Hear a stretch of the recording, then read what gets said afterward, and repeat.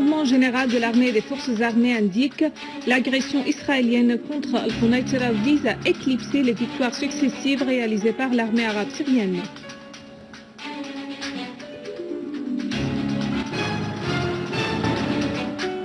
Le ministère des Affaires étrangères et des expatriés affirme que les États-Unis ont violé les 2 accords de Vienne sur les relations diplomatiques et les relations consulaires.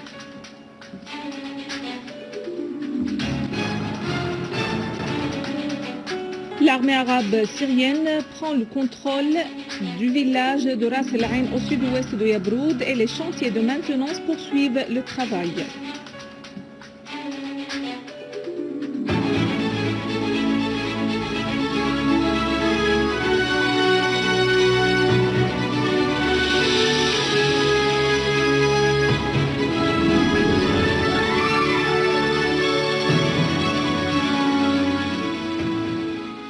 Mesdames et messieurs, bon après-midi.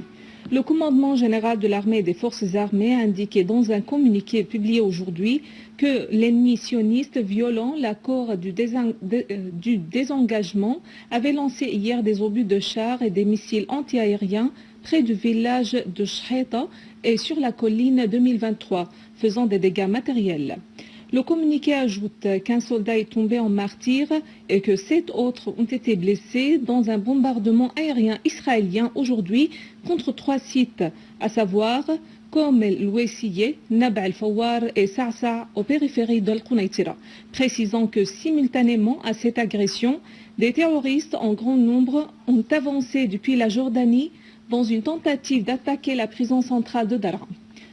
Le commandement général voit dans cette nouvelle agression une tentative d'éclipser les victoires successives réalisées par l'armée arabe syrienne, notamment la grande réalisation à Yabroud, qui constitue une frappe dure pour les réseaux terroristes et les partis qui les soutiennent, dont en premier lieu l'entité sioniste. Et le communiqué de conclure ces tentatives désespérées de crisper davantage la situation dans les circonstances actuelles sont susceptibles d'exposer au danger la sécurité de la région et la laissent ouverte à toutes les éventualités.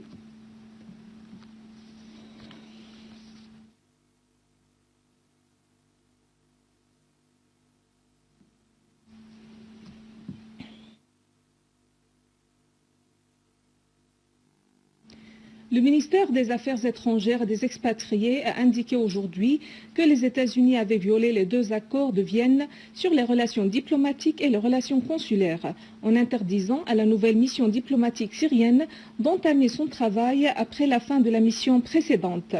La République arabe syrienne avait adressé au début du mois en cours une note au département d'État américain, lui demandant des visas d'entrée pour les nouveaux diplomates avant la fin de mars. Sinon, le gouvernement syrien procédera à la fermeture de son ambassade à Washington, clarifie le ministère dans un communiqué. Ce dispositif américain dévoile les objectifs réels de la politique américaine vis-à-vis de la Syrie et des intérêts des citoyens syriens, conclut le ministère, soulignant que de telles politiques incitent à l'extension du terrorisme dans la région, voire dans le monde.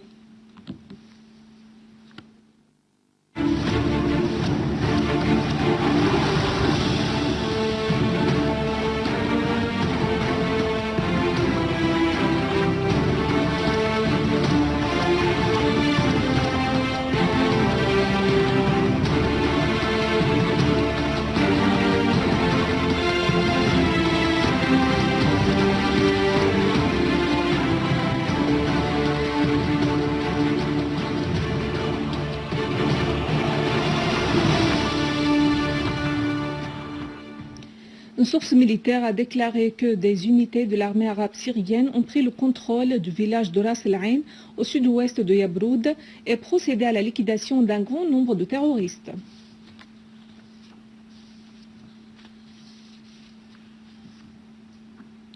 Le conseil du gouvernorat de la banlieue de Damas a tenu aujourd'hui la séance finale de sa deuxième session ordinaire dans la ville de Yabroud.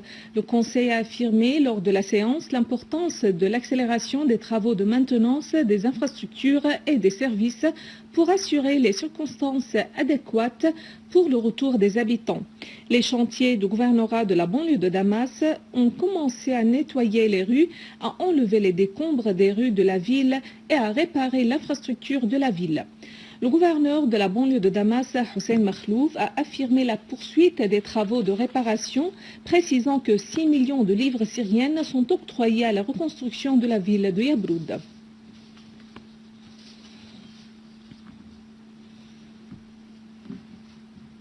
Neuf citoyens ont été blessés dans la chute d'un obus de mortier lancé par des terroristes près du jardin d'Al-Jahed à Damas. L'obus est tombé dans la rue publique, causant en plus des blessés des dégâts matériels dans 2 voitures.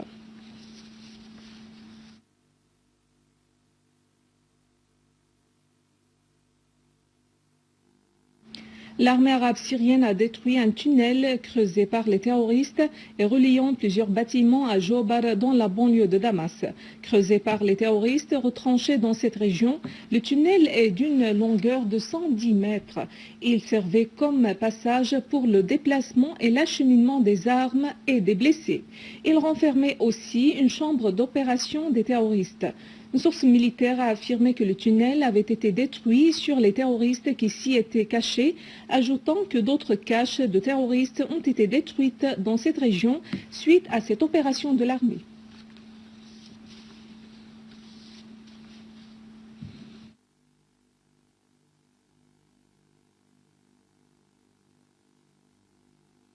Dans la banlieue ouest de Homs, des unités de l'armée arabe syrienne et de la défense nationale ont fait des tués et des blessés dans les rangs des terroristes dans une embuscade bien montée à l'ouest du village d'Azara dans la région d'Arastan.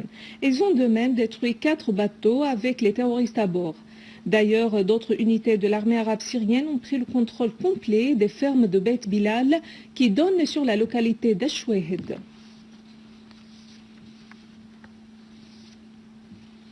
Le ministère russe des Affaires étrangères a condamné dans un communiqué les crimes commis par les groupes terroristes armés en Syrie et le lancement des obus de mortier sur les quartiers résidentiels dans les villes syriennes.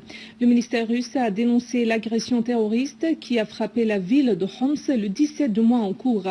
Le ministère a souligné que l'armée arabe syrienne lutte contre le terrorisme et l'extrémisme et reprend le contrôle total de plusieurs régions qui étaient sous le contrôle des groupes terroristes, tels que la ville de Yabroud dans la banlieue de Damas. Le ministère russe a affirmé que les autorités syriennes luttent contre le terrorisme et l'extrémisme conformément à la résolution onusienne de 1139 qui stipule l'acheminement des aides humanitaires à toutes les régions syriennes en vue d'améliorer la situation humanitaire des citoyens.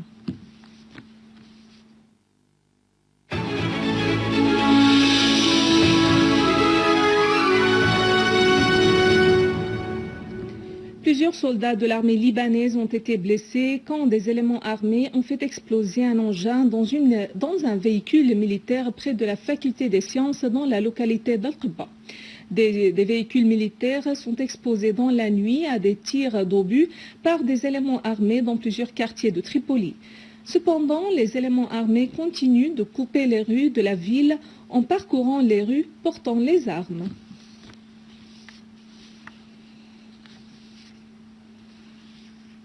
Le premier vice-premier ministre de la Crimée, Rustom Timir Galiev, a annoncé aujourd'hui que son pays a reçu la première partie des aides financières offertes par la Russie fédérale.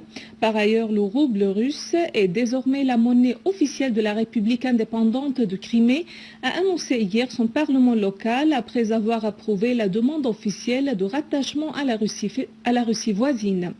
La hryvnia, la monnaie ukrainienne qui avait cours jusqu'à présent, sera acceptée parallèlement jusqu'au 1er janvier 2016, a précisé le Parlement sur son site Internet. Voici un rappel des principaux titres.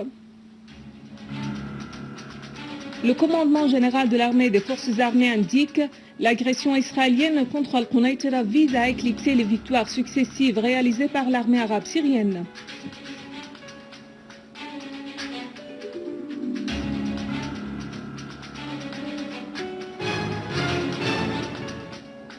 Le ministère des Affaires étrangères et des expatriés affirme que les États-Unis ont violé les 2 accords de Vienne sur les relations diplomatiques et les relations consulaires.